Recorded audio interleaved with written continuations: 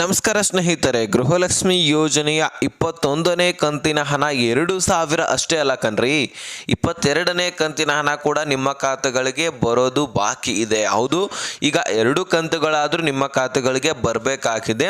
ಈಗ ಮೊದಲು ನೋಡಿದ್ರೆ ನಾವು ಟೋಟಲ್ 3 ಕಂತುಗಳು ಬೇಕಾಗಿದ್ದು, ಅದರಲ್ಲಿ ಈಗ 20ನೇ ಕಂತಿನ ಹಣ ನಿಮ್ಮ ಖಾತೆಗಳಿಗೆ ಆಲ್ರೆಡಿ ಕ್ಲಿಯರ್ ಆಗಿದೆ ಅಂತ ಹೇಳ್ಬೋದು. ಅದರಲ್ಲಿ ಏನಾದರೂ ಪೆಂಡಿಂಗ್ ಉಳಿದಿದ್ರೆ ಅದರ ಬಗ್ಗೆನೂ ಕೂಡ ನಾವು ಮುಂದೆ ತಿಳಿಸ್ತೀನಿ ಮಾಹಿತಿಯನ್ನು, ಅದಕ್ಕೆ ಕೊನೆವರೆಗೂ ನೋಡಿ. ಈಗ ಈ 2 ಕಂತುಗಳು ಯಾವಾಗಿನಿಂದ ಜಮಾ ಆಗ್ತಾ ಇದ್ದಾವೆ?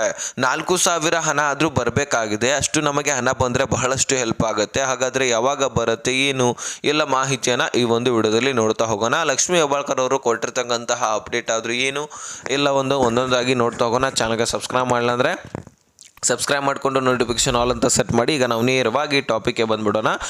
ವೀಕ್ಷಕರೇ, ಗೃಹಲಕ್ಷ್ಮಿ ಯೋಜನೆಯಲ್ಲಿ ನಿಮಗೆ ಟೋಟಲಿ 3 ಕಂತುಗಳನ್ನು ಪೆಂಡಿಂಗ್ ಉಳಿಸಿದ್ರು. ಹೌದು, 20 ಮತ್ತು 21 ಮತ್ತು 22ನೇ ಕಂತಿನ ಹಣ, ಮಾರ್ಚ್, ಏಪ್ರಿಲ್ ಮತ್ತು ಮೇ ತಿಂಗಳ ಹಣ ನಮ್ಮ ಖಾತೆಗಳಿಗೆ ಬರಬೇಕಾಗಿತ್ತು. ಆ ಒಂದು 3 ತಿಂಗಳ ಹಣದಲ್ಲಿ ಈಗ ಸದ್ಯಕ್ಕೆ ಏಪ್ರಿಲ್ ತಿಂಗಳ ಹಣವನ್ನು ನಮ್ಮ ಖಾತೆಗಳಿಗೆ ಹಣ ಜಮಾ ಮಾಡಿರ್ತಕ್ಕಂಥದ್ದು. ಮಾರ್ಚ್ ತಿಂಗಳ ಹಣವನ್ನು ನಮ್ಮ ಖಾತೆಗಳಿಗೆ 20ನೇ ಕಂತಿನ ಹಣವನ್ನು ಹಾಕಿದ್ದಾರೆ. ಇನ್ನು 21 ಮತ್ತು 22ನೇ ಕಂತಿನ ಹಣ ಬರಬೇಕಾಗಿದೆ. ಇನ್ನು ಇದಕ್ಕಿಂತ ಮುಂಚೆ ಈ ಒಂದು 20ನೇ ಕಂತಿನ ಹಣ ಪೆಂಡಿಂಗ್ ಉಳಿದಿದೆ. ಬಹಳಷ್ಟು ಫಲಾನುಭವಿಗಳಿಗೆ ಎಲಿಜಿಬಲ್ ಇದ್ರೂ ಹಣ ಜಮಾ ಆಗಿಲ್ಲ. ಇಲ್ಲಿ ಒಂದು ವಿಷಯ ನಾನು ನಿಮಗೆ ತಿಳಿಸ್ಕೊಟ್ಟಿದ್ದೀನಿ ಈಗಾಗಲೇ ಸಾಕಷ್ಟು ವಿಡಿಯೋಗಳಲ್ಲಿ. ಬ್ಯಾಂಕ್ಗಳಿಗೆ ಹೋಗಿ ಚೆಕ್ ಮಾಡ್ಕೊಳ್ಳಿ, ನಿಮ್ಮ ಅಕೌಂಟನ್ನು ಚಾಲ್ತಿ ಇದೆಯಾ ಇಲ್ವಾ ಅಂತ ಹೇಳ್ಬಿಟ್ಟು. ಅದರ ಬಗ್ಗೆ ಹೆಚ್ಚಿನ ಮಾಹಿತಿಯನ್ನು ತಿಳಿಸಲ್ಲ. ಇನ್ನೊಂದು ಇಂಪಾರ್ಟೆಂಟ್ ಏನಪ್ಪ ಅಂದರೆ, ನಿಮ್ಮ ಬ್ಯಾಂಕ್ ಅಕೌಂಟ್ಗೆ ಬರ್ತಾ ಇದೆ ಕ್ರೆಡಿಟ್ ಅಂತಾನೂ ಕೂಡ ಮೆಸೇಜ್ ಬರ್ತಾ ಇದೆ, ಆದರೆ ಅಕೌಂಟ್ನಲ್ಲಿ ನೋಡಿದ್ರೆ ದುಡ್ಡೇ ಇರೋದಿಲ್ಲ. ಹೌದು, ಈ ರೀತಿ ಬಹಳಷ್ಟು ಫಲಾನುಭವಿಗಳಿಗೆ ಆಗಿದೆ.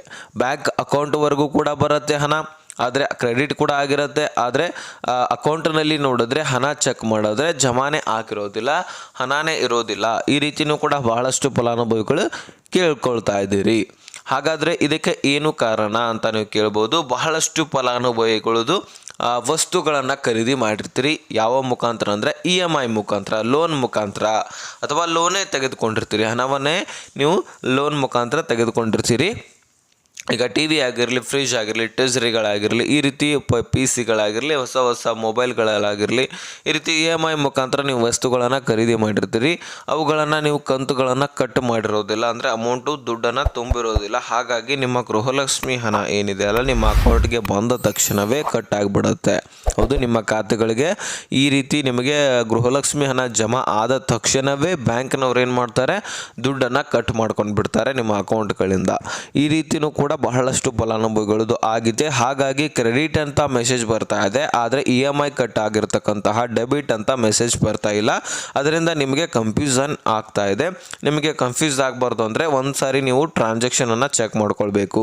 ನಿಮ್ಮ ಬ್ಯಾಂಕ್ ಅಕೌಂಟಿಗೆ ಹೋಗಿ ಪಾಸ್ಬುಕ್ಕನ್ನು ಎಂಟ್ರಿ ಮಾಡಿಸ್ಕೊಳ್ಳಿ, ಅಥವಾ ನಿಮ್ಮ ಟ್ರಾನ್ಸಾಕ್ಷನನ್ನು ಚೆಕ್ ಮಾಡಿಸ್ಕೊಳ್ಳಿ. ತದನಂತರ ನಿಮಗೆ ಗೊತ್ತಾಗುತ್ತೆ ನಿಮ್ಮ ಅಕೌಂಟ್ಗೆ ಹಣ ಯಾವ ರೀತಿಯಾಗಿ ಕಟ್ ಆಗಿದೆ, ಎಲ್ಲಿ ಅಮೌಂಟ್ ದುಡ್ಡು ಹೋಗಿದೆ, ಎಷ್ಟು ಅಮೌಂಟ್ ಕ್ರೆಡಿಟ್ ಆಗಿದೆ, ಈ ಎಲ್ಲ ವಿಷಯವನ್ನು ನೀವು ಅಲ್ಲಿನೇ ತಿಳ್ಕೊಳ್ಬೋದು ಟ್ರಾನ್ಸಾಕ್ಷನಲ್ಲಿ. ಸೊ ಆ ಒಂದು ಕೆಲಸವನ್ನು ಪ್ರತಿಯೊಬ್ಬರು ಕೂಡ ಮಾಡಿ. ಯಾರಿಗೆ ಅಮೌಂಟು ಜಮಾ ಆದರೂ ಸಹಿತ ಆಗಲ್ಲದ ಹಾಗೆ ಆಗಿದೆ, ಅಥವಾ ಅಮೌಂಟು ಡೌಟ್ ಬರ್ತಾ ಇದೆ ನಿಮಗೆ ಜಮಾ ಆಗಿದೆ ಇಲ್ವಾ ಅಂತವರು ನಿಮ್ಮ ಟ್ರಾನ್ಸಾಕ್ಷನನ್ನು ಚೆಕ್ ಮಾಡಿಸ್ಕೊಂಡ್ರೆ ನಿಮಗೆ ಕ್ಲಾರಿಟಿ ಸಿಗುತ್ತೆ. ಇನ್ನು 21ನೇ ಕಂತಿನ ಹಣ ಅಂತೂ ರಿಲೀಸ್ ಆಗ್ತಾ ಇದೆ. ಈಗಾಗಲೇ ಕೆಲವೊಂದಿಷ್ಟು ಫಲಾನುಭವಿಗಳಿಗೆ ಟ್ರಯಲ್ ಕೂಡ ಮಾಡಲಾಗಿದೆ.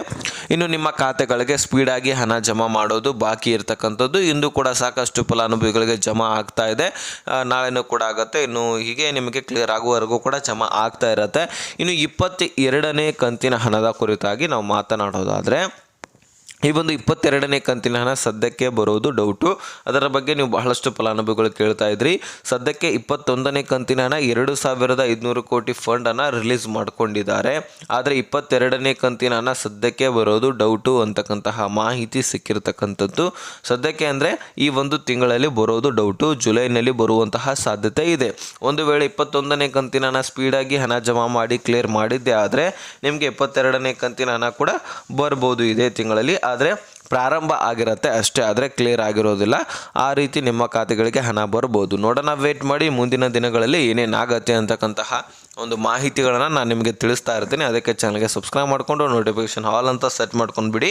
ಸೊ ನೋಡಿ, ನಾನು ನಿಮಗೆ ತಿಳಿಸ್ಬೇಕಾಗಿರ್ತಕ್ಕಂತಹ ಮಾಹಿತಿ ಅಂತೂ ಇಷ್ಟ ಆಗಿತ್ತು.